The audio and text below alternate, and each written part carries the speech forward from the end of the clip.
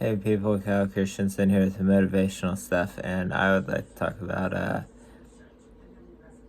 you know, self-forgiveness tonight.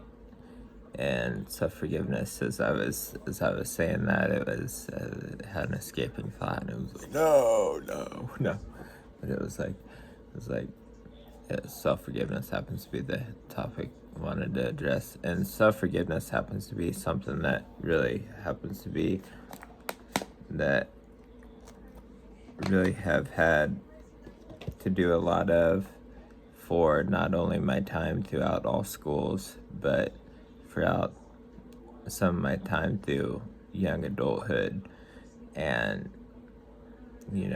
straight out not having my mind in a good spot, and straight out being a complete knucklehead, and straight out at times it's like at times I would and self-forgiveness also for here's the other thing that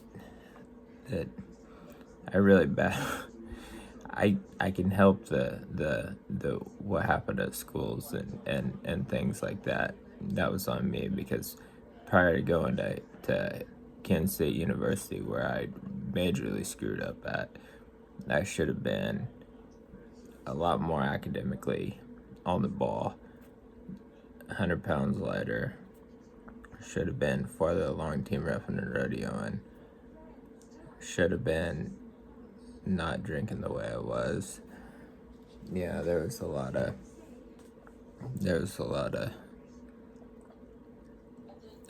should have would have done difference at Kansas State.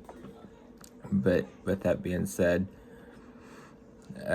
use that as drive now to not burn up any days where I was burning up days there with skipping class and drinking like a someone who was extremely parched. But anyway, it was not good. But I've I've really have worked hard to get back in a good spot, and to be in a good spot mentally and emotionally. And last year was really hard emotionally. The year before that was hard emotionally. The year before that was hard emotionally. The year before that was hard emotionally. Really, I've had some real hard emotional years here, back to back to back. This past year's been much better, but a lot of this time has also been battling self-forgiveness. I can't help that the brain injuries happened. I can't help that the brain injuries happened, and I can't help that they cause delusions at times. I mean, I couldn't help that. I wasn't asking for that. I wasn't asking for struggles with brain injuries or struggles with delusions at times. I wasn't asking to be battling, because delusions are really they're really depressing feeling. They're a real depressing feeling. I mean, they can sink you beyond the depths of the floor of depression, to where but anyway, glad to have overcome all that and be completely out of all that now. But in a much brighter, better spot now. But self-forgiveness for all the times messed up when had the world by the tail, and was making stupid choices. And that's why I get a little bit nervous right now, because things are starting to pan out in a really good way, and I'm not wanting to mess things up. Anyway, but that's another thing that not wanting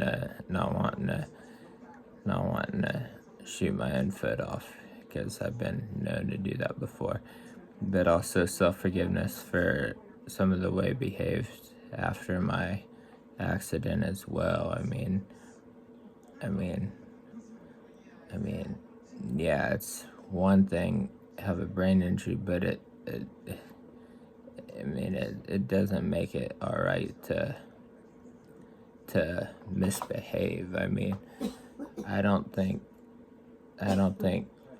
brain injuries are a license to misbehave, or to look for reasons to misbehave, or to be rude, or to be anything but upstanding and nice and classy. I don't think brain injuries give anyone a license to be rude, or anything of the sort. It's like, but I feel like that's a lot of times because a lot of people go, well, brain injury people a lot of times they struggle with this. Well, then, no. I feel like some people do that. I don't think all people do that, but I think some people literally do think, well, might as well. I don't know, because sometimes, I don't know, but